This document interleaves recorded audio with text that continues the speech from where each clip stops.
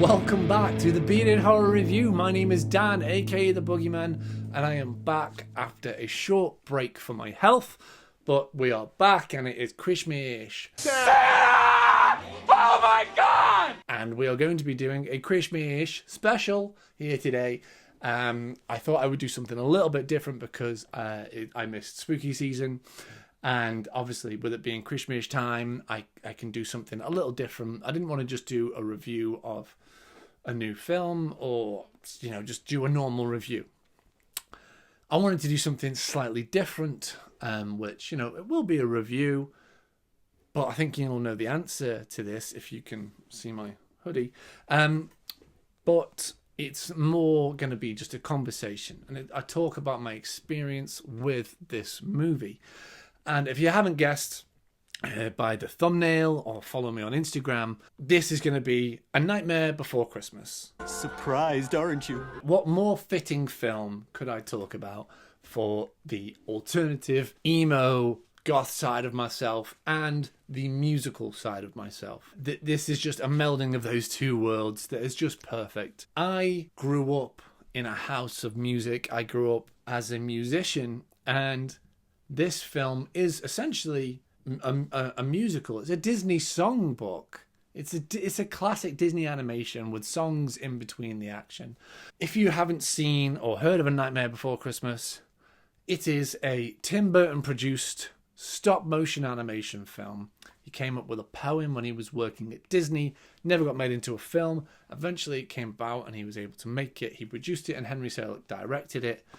It is a wonderful just glimpse into everything that is Tim Burton and everything that Disney wanted to be when they were trying to be edgy. It was a perfect melding of minds and the right time, and it is just a great movie. Before we carry on, if you could leave a like, subscribe, that would be awesome, just so you can see what's going on with the videos, and it helps a lot when you like these videos. I really appreciate it.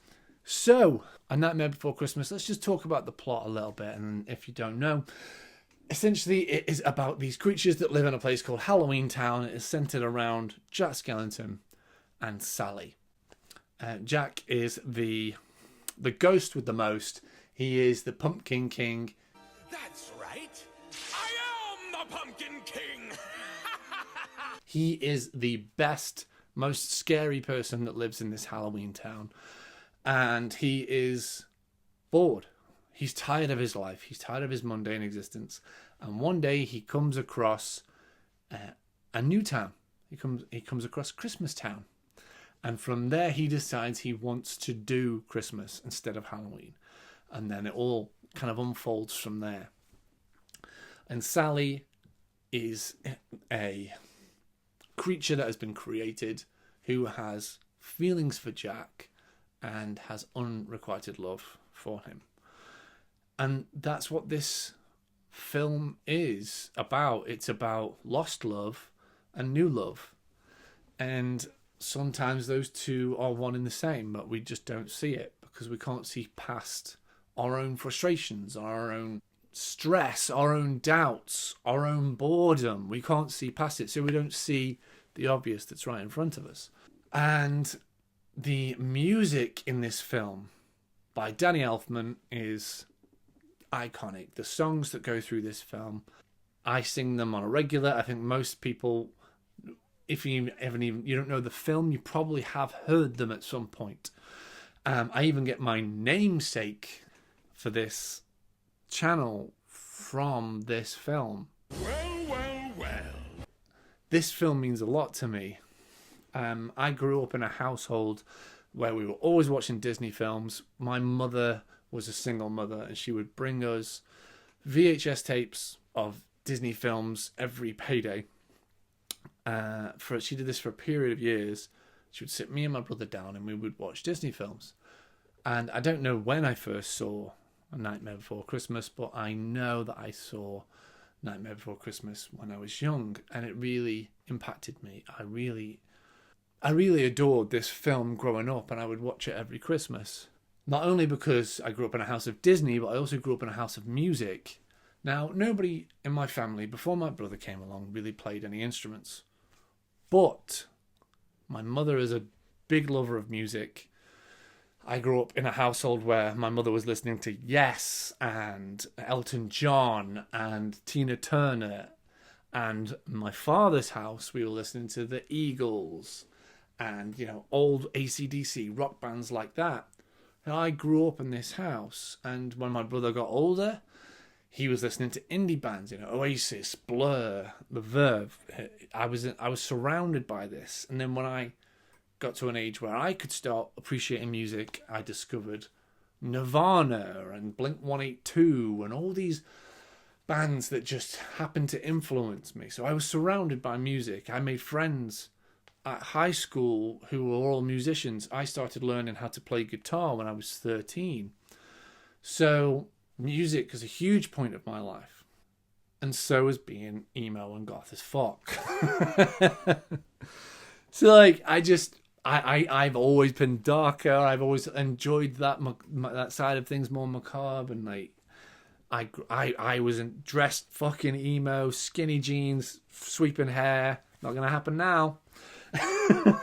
But I grew up with that, and so I was always surrounded by music and that more kind of gothic alternative lifestyle. And so this just spoke to me, and as I got older, it only spoke to me more. And then when I realized the themes of the story, trying new things, discovering who we truly are and what we truly love and what we truly seem to lose when we don't look at what's around us and don't appreciate what's around us. It's a very close to the heart story. So, I can't talk about this film without talking about the music, but also the amazing stop motion animation. This film introduced me to stop motion animation. Like I said, I know it had been around for many, many years, and they even dabbled with the idea of it in Jurassic Park, but they didn't do it. And obviously things like Jason and the Argonauts and Harryhausen was just incredible, but I wasn't really exposed to that as a child. This is kind of the first memory I have of stop motion animation, and it's a beautiful art form that is still done to this day in things such as like Wallace and Gromit, and that they do it every so often, and they did The Corpse Bride, and they did all these things, and it is a gorgeous art form, and the film would not be as iconic if that wasn't there. It was beautifully directed by Henry Selick, who managed to transcribe Tim Burton's ideas to film. But for me, as I've been saying about music, the music is the greatest part for me. I adore the music in this film. Danny Elfman, some may love him, some may hate him. He scored things like Batman, the not so great Charlie and the Chocolate Factory film, but Beetlejuice. He's known for that circus big band style. But this is his opus. This is his best work. He fits this so well. He is Jack Skellington. He is the singing voice for Jack Skellington. He created this beautiful story through the music.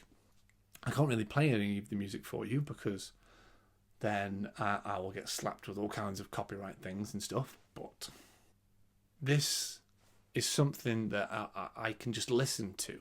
I can listen to the songs on their own. And even though the songs are related to the story, there's so many that you can just simply listen to on their own. And it will have what's the word I'm looking for? It will make sense.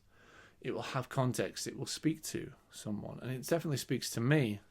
I find solace through music myself. So this film really was something special to me when I was growing up. I didn't realise that that's why I loved it so much when I was growing up. But I found so much comfort and so much emotion conveyed through that music.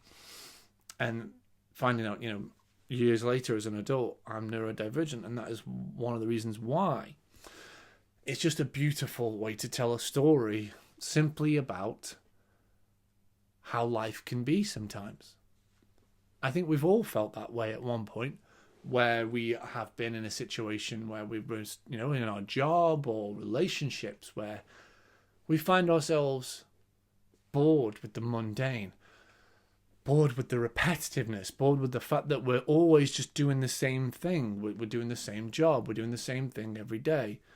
And this is a human thing that we've all felt at some point. We've felt frustrated and stuck, and we don't know what to do. And then we find that new thing, and we want to escape into that new thing.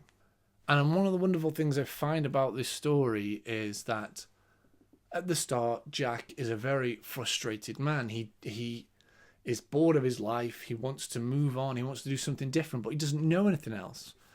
And then he discovers the woods, where all the different holidays have their own town, and he happens to go through Christmas Town. And Christmas Town opens his eyes to a new way of life. It's not scary, it's not creepy, it's not dark and dingy, it's bright and colourful. And he latches onto it, and he wants that for himself. And he decides to be Santa, and they go through it all.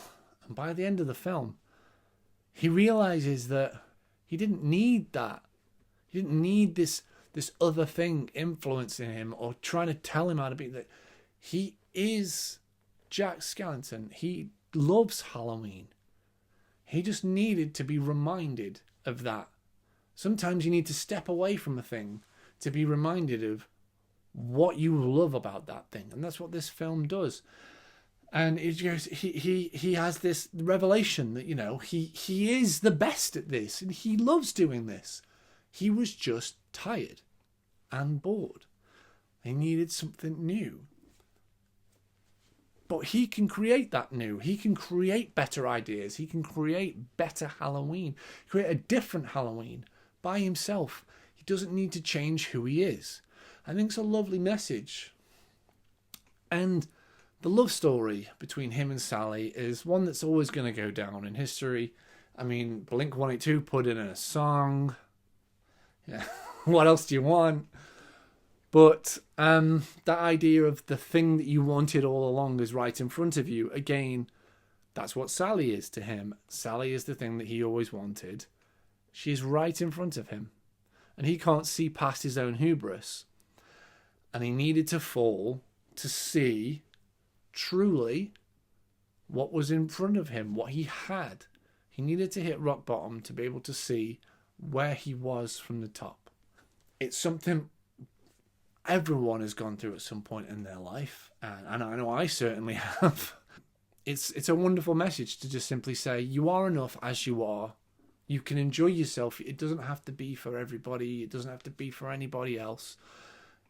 Just take that time to discover you and who you are, and realize, it's not always greener on the other side. The grass isn't always greener on the other side. Maybe what you've got, what you needed all along is right here. You just got to see it. And I think it's a wonderful message for the film. And obviously we can talk about the way that the film looks and everything else, but this is the message that I wanted to discuss from the film. If you guys had a different thought of it or different thing, please comment below. Or tell me your experiences with the film, because I want to hear how the film has influenced people around me and how it's made them feel, because it is something that I will put on if I can't sleep. It is a film that I will put on if I need cheering up. It is a film if I'm just bored or I need some background noise. I will put this film on. It never gets boring for me. It never gets mundane, just like Jack's life went for him. It never gets that way for me.